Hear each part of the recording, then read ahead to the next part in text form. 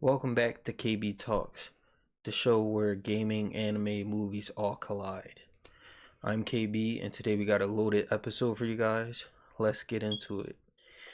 Gaming is heating up big time. PlayStation just rolled out a stacked PlayStation Plus lineup. Xbox devs are celebrating going multi-platform, and CD Projekt Red finally dropped their Witcher timeline. There's a lot going on, so let's break it all down. First off, the PlayStation Plus monthly games for December: Lego Horizon Adventures, Killing Floor 3, The Outlast Trials, Sin Duality, Echo of Ada, Neon White, and Red Dead Redemption is also on the lineup.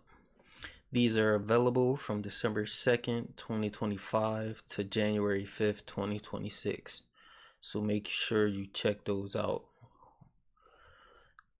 That's a great lineup, but honestly, the bigger shock came from Xbox Studios. Xbox developers are allegedly thrilled to release their games on PS5 now. A lot of Xbox first-party titles drop straight on the Game Pass, which lowers their sales potential. So being able to hit PlayStation's massive player base, that's a win for studios, even if it's a weird look for the brand. And I would agree with them. Games like Gears of War, Halo, their flagship titles going to PlayStation.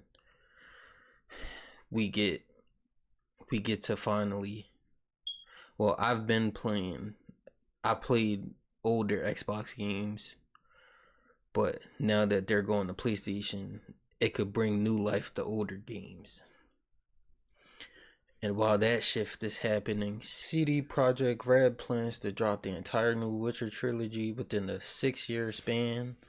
Unreal Engine 5 is helping them move way faster between releases, but they did confirm Witcher 4 is not coming in 2026. Me personally, I will not be getting Witcher 4 on release. I'll give it 2 weeks to a month before I get it, because the way Cyberpunk released, I have to make sure the game is actually playable before I get it. But the new trilogy is 4, 5, and 6. There's also there's also plans for a remake of Witcher 1 and to release Cyberpunk 2078 somewhere in that time span. So Witcher 4 is probably coming 2027, and then from there, the next 6 years they plan to drop somewhere in there. And just when you think that's enough news for the week, PlayStation steps up with the China Hero project. We've got 3 new titles: The God Slayer, The Winds Rising, and Daba, Land of Water Scar. The God Slayer is the only one we got visual for so far. It's an Eastern inspired steampunk elemental mastery, airships everywhere. Basically, if you've seen Avatar: The Last Airbender, this is what the game is giving. But you guys check out the trailer for it. They put out at least 4 to 5 minutes of gameplay where you see them fire bend, earth bend, water bend, and air bend. But I'm looking forward to it whenever it comes out. It looks like a day one purchase to me, but we'll just have to wait and see. But alright, that's the gaming side. But anime fans, it's your turn now. Anime and manga fans, this week is an insane new series, new movies, and major rights change. Let's jump in.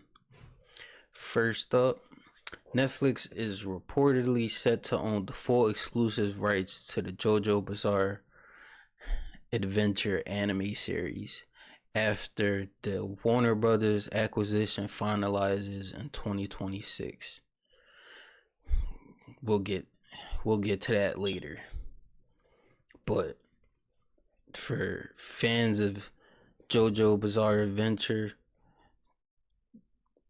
if it goes through, all their anime is moving to Netflix. So I'm not really a huge fan, but for people who want to know where to find it easiest, apparently it'll be on Netflix soon. Speaking of legendary franchises, Dragon Ball has a new anime movie officially in the works, confirmed by editor Torishima. No details yet, but the hype is already through the roof.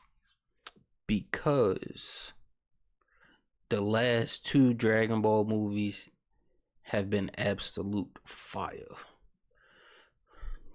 First, we got Dragon Ball Super Broly. Just that name, it tell you how good it is. Like, we got Broly brought into the series. Then we had a new animation style that looked great. The fighting was great. We got a little. Some people was mad about the Dragon Ball minus inclusion, where they changed not Broly, where it showed Frieza destroying planet Vegeta. Then you got to see Bardock, Gine, Goku's mom, and people felt it changed the way Saiyans are viewed. But after that, we got Dragon Ball Superhero, where another animation change. They changed to a 3D animation style, and the story was focused on the main characters of the movie was Piccolo, and then like 50 to 75% towards the end, we got Gohan. We got new transformations for Gohan and Piccolo. We got to see older Goten and Trunks. Now we're getting a brand new movie. Hopefully, what I want for this movie is, I got 2 options. This movie make this be when they visit Universe 6 Saiyans, or use this movie to introduce Cooler, or it's still up in the air because I don't know when it's supposed to take place. Is it taking place after the manga? Then I think we could easily introduce Cooler, or just have this movie focus on one of the other Dragon Ball characters. Like, last time it was Piccolo and Gohan. maybe we get Goten and Trunks. If I was them and it's Goten and Trunks, I'd just force them. Not even force, but they're start off with a training session, and they have it Goku, Vegeta watching over Goten and Trunks, and they're doing the training session. Right then and there, Goku and Vegeta tell them start off full power, and then bam, both of them hit Super Saiyan 3. So we don't gotta worry about that. But so they could start, because in the manga, they in the manga, I believe it was after Superhero. Yeah, after Superhero, the superhero movie, they brought Goten and Trunks to Bear's planet. So this could be the perfect time to continue that. But we don't really have a real confirmation of the direction this movie going, so we'll never know. But we could only wait and find out. And if you're into fantasy comedies, The Wrong Way to Use Healing Magic Season 2 is officially in production. More info is coming soon, but it's good to know the series is continuing. I really enjoy. I started off reading the manga when I didn't know if it was getting a series or not, and I enjoyed the manga. Then when the show dropped, I really enjoyed the show.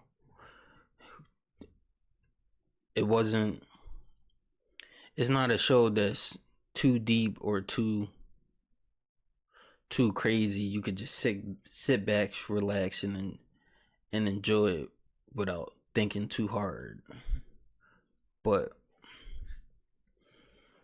they coming back with season 2. I know where this season is going. But before we move on, I gotta drop my weekly recommendations.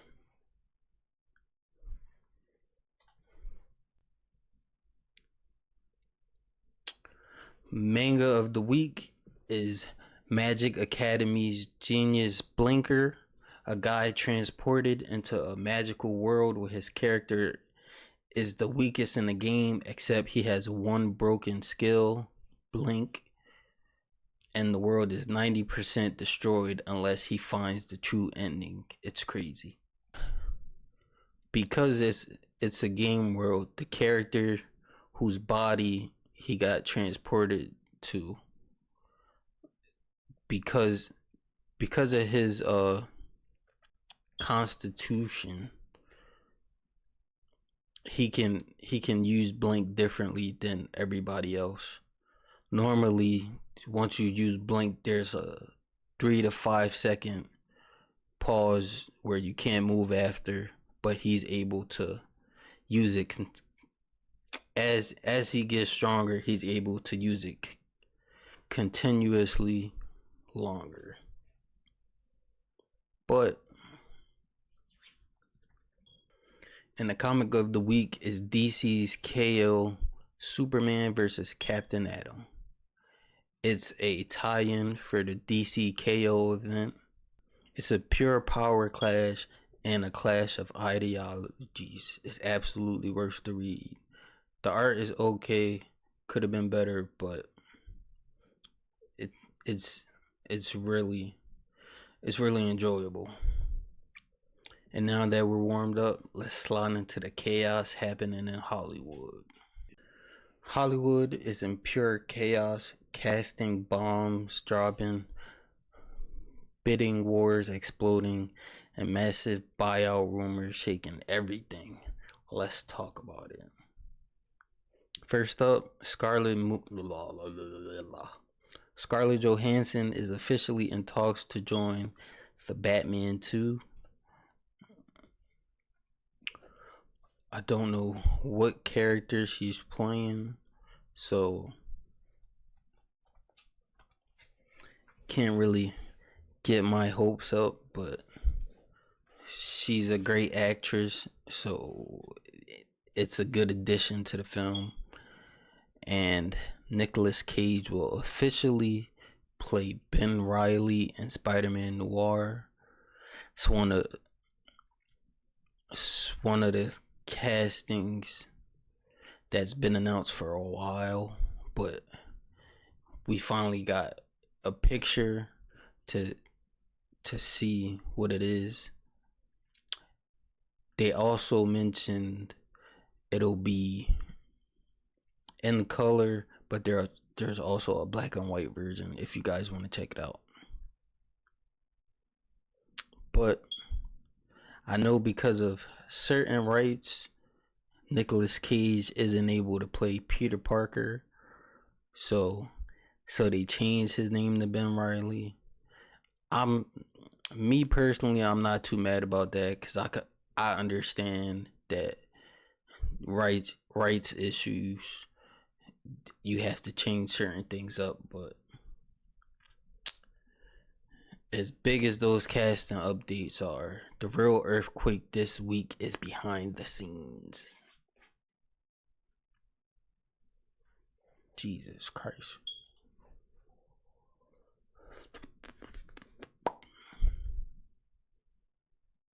So, Netflix has officially won the bidding war for Warner Brothers Discovery streaming and studio assets. They offered $30 per share and matched Paramount's $5 billion breakup fee. But Paramount isn't backing down. They're reportedly planning a hostile bid, claiming their all-cash offer is actually more valuable than Netflix's mix of cash, stock, and spin-off structure. And of course, the Writers Guild of America jumped in. They're saying Netflix WB merger must be blocked, calling it exactly the kind of monopoly antitrust laws were made to stop. I kinda agree with them saying it should be stopped because Netflix, or the owner of Netflix, has already come out saying that they're acting like it's already been approved and it's already done with. He came out talking about that they're planning on changing the movie experience. They're talking about movies being in theaters for 2 months is too long. I believe it's only going to be there for like 2 weeks. And then they're going to put it straight to streaming. I don't think that should happen because if it does, it'll kill the movie going experience. And I like to go out to the movies. Like, I don't understand why you can't just put a movie out, have it in theaters for 2 months, then once it's done a real theatrical run, you can't just upload it to Netflix. That shouldn't be a problem. And I see mad different people talking about this is the death of movie theaters and physical media. And I totally understand where they're coming from because Netflix is already against the movie theaters. Then all of Netflix stuff is digital media, so they don't have any physical copies of anything. Then you got the Writers Guild and the Directors Guild jumping in. It's mad directors talking about they don't want to make straight to streaming movies, and that if it's only in theaters for 2 months, what's the point? I mean, not 2 months, 2 weeks. What's the point? I believe James Cameron, or just a couple days ago, came out saying Netflix should not get Warner Brothers because it'd be the beginning of the end for everything. But I could see certain positives for Netflix owning Warner Brothers. Like, they don't really have to worry about box office now that they own now that they're owned by Netflix. But Netflix is partially the reason we gotta wait 3 to 4 years between seasons of shows. Like, Netflix partially the reason we went from 23 episodes in the season to 8 to 10 episodes. But I'll leave it at that. Let's end the Hollywood madness on something lighter. According to Variety, an untitled Sonic Universe event film is coming December 22nd, 2028. Totally separate from Sonic the Hedgehog 4, which drops in March 2027. Now, they didn't give any hints about what the universe event film could be, but I'm all here for it. The first 3 Sonic movies were good. I enjoyed them all. Last one we got Shadow. This one we're getting Amy. Maybe the Sonic Universe event film is something to do with Silver. That will be cool, but we'll just have to wait and see. And that's the full rundown across gaming, anime, movies, and television this week. A lot of big moves, a lot of surprises, and honestly, the end of 2025 is already setting up to be wild. But now I want to hear from you guys. Drop your favorite story of the week in the comments and hit me up on Instagram and Twitter at KBStream so I can feature your takes in the next episode. Thanks for hanging out with me. This is KBTalks, gaming, anime, movies. Let's talk. I'll catch you in the next one.